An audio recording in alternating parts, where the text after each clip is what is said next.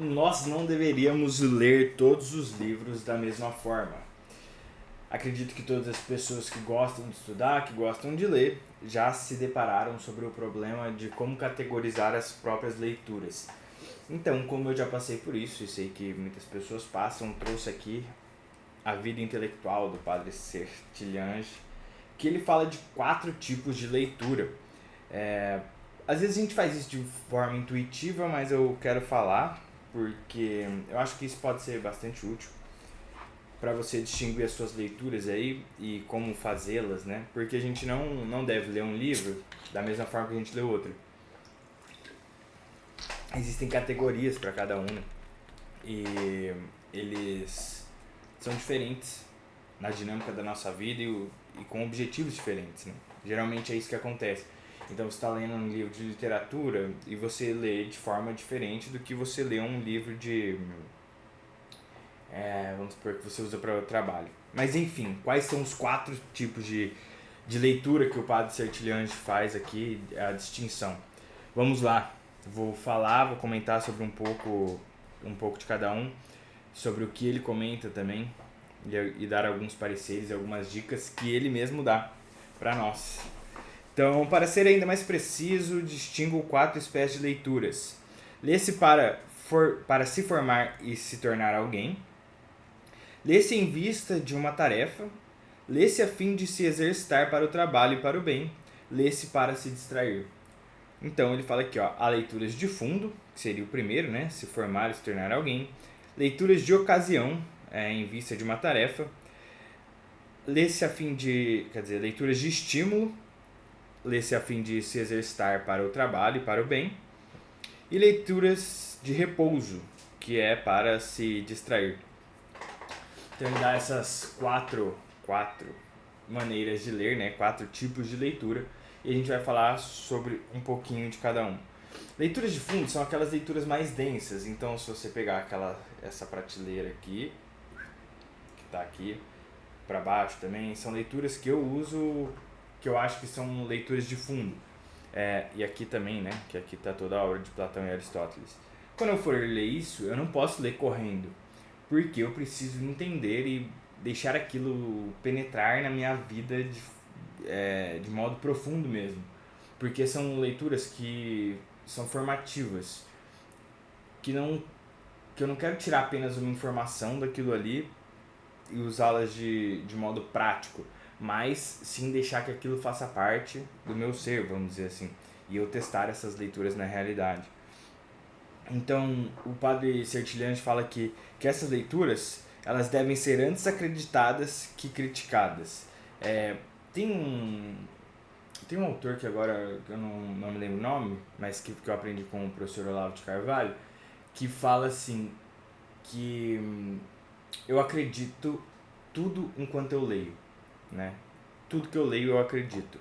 Na primeira vez que nós estamos lendo, e principalmente nessas leituras, nós precisamos meio que compartilhar com o autor tudo aquilo que ele fala e acreditar naquilo, para depois testar na realidade. Então, se você for ler um livro de filosofia, você vai fazer isso, certo? Você vai acreditar naquilo que ele está falando, testar na realidade e assim descobrir depois o que esse autor quis dizer de forma prática. Mas enfim, vamos continuar. Então, a primeira leitura, a leitura de fundo, ela requer essa demora, ler devagar, ler realmente entendendo, sem passar para a próxima frase, nem para a próxima página, mas para a próxima frase sem ter entendido a anterior, tá? Essa é a primeira leitura. E vamos para a segunda. Tem aqui algumas dicas, mas enfim, na leitura de fundo ainda é como se você escolhesse um guia, como se você escolhesse um diretor espiritual, alguém para, ou poucos, né? Ele fala aqui 3 ou 4 para te formarem realmente, tá? E depois você pode escolher alguns outros mais. A leitura de ocasião. Leitura de ocasião vai estar ali embaixo, ali perto do violão. O que vai ser mais ou menos no meu caso? São leituras de marketing, por exemplo. É um tema que eu gosto, mas é um tema que eu preciso aprender algumas coisas talvez pontuais. Eu quero aprender como que eu produzo conteúdo para o Instagram. Vou ler alguma coisa. Então, leitura de ocasião.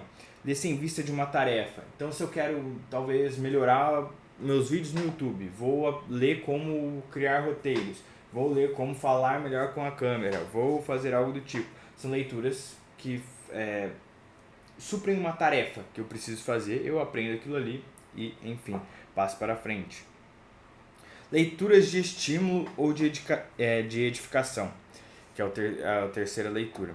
A leitura de ocasião é bem simples, né? Dá para entender, para justamente você fazer uma tarefa, entender como se faz, como se melhora e tudo mais. Não que não possa ser aprofundado, pode, mas geralmente ela tem um viés assim um pouco mais rápido e que você só precisa entender alguns pontos para conseguir fazer o que você precisa, tá? As leituras de edificação, estímulo, né? Para a fim de se exercitar para o trabalho e para o bem. Estímulo aqui é no sentido de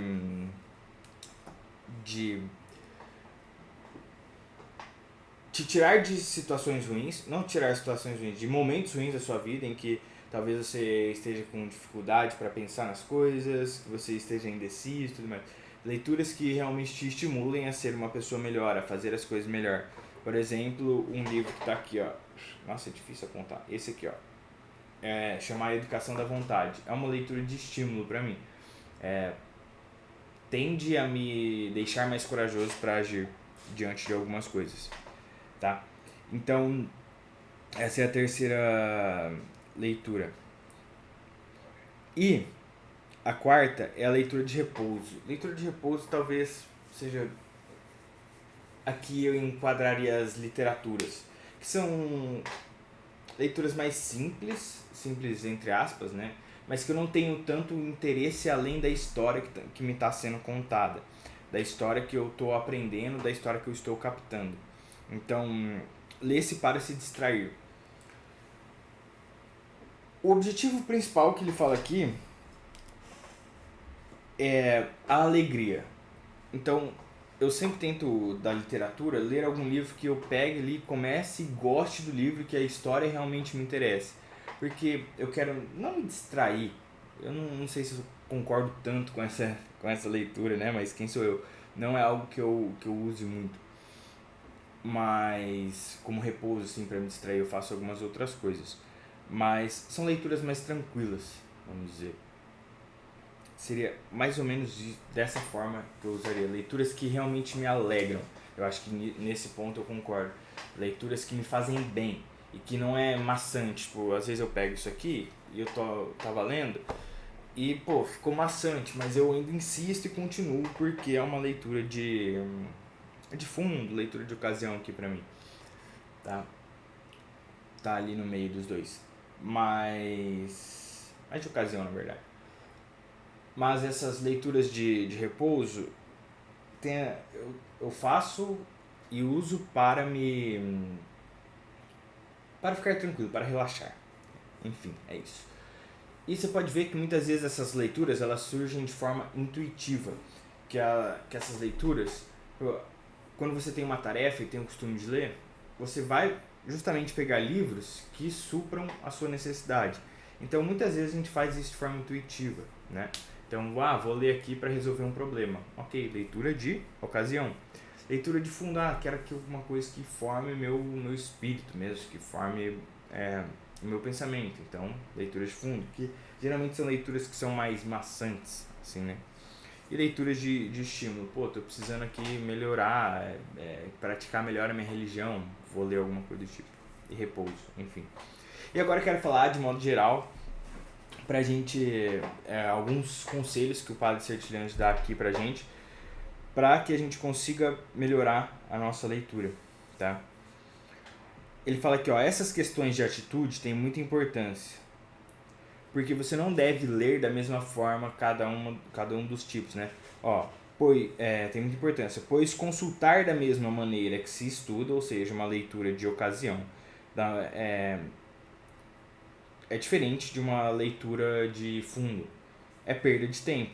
Okay, então, pois consultar da mesma maneira que se estuda é perda de tempo. Estudar com o espírito de consulta equivale a ser o seu único mestre se perder o benefício da formação que lhe oferece o iniciador.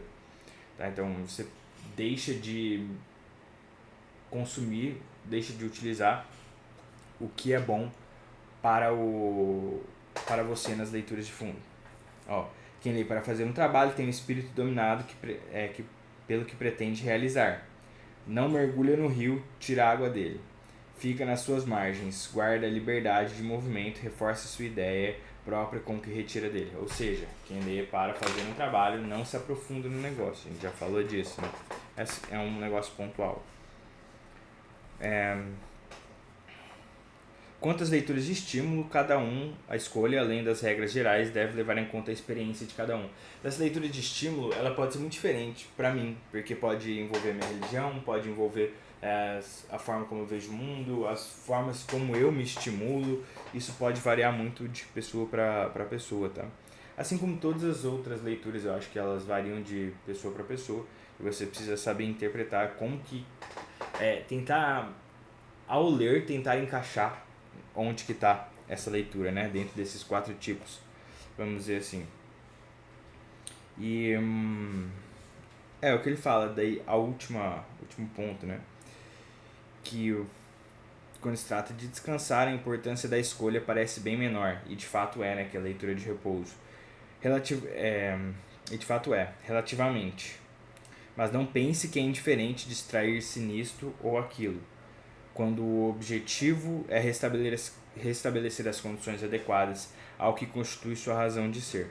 Ou seja, é muito diferente você se distrair lendo uma literatura do que você se distrair vendo o feed de Instagram, vendo Reels que são rápidos, entende? E uma só coisa, segundo São Tomás, ele fala aqui, dá um verdadeiro repouso, a alegria. Tentar se distrair-se no tédio é um equívoco, tá? Então, usem esses quatro tipos para distinguir aí as leituras que vocês fazem na vida de vocês, que eu acho que é bom a gente entender o que a gente está lendo, como a gente está lendo e qual a leitura necessária para...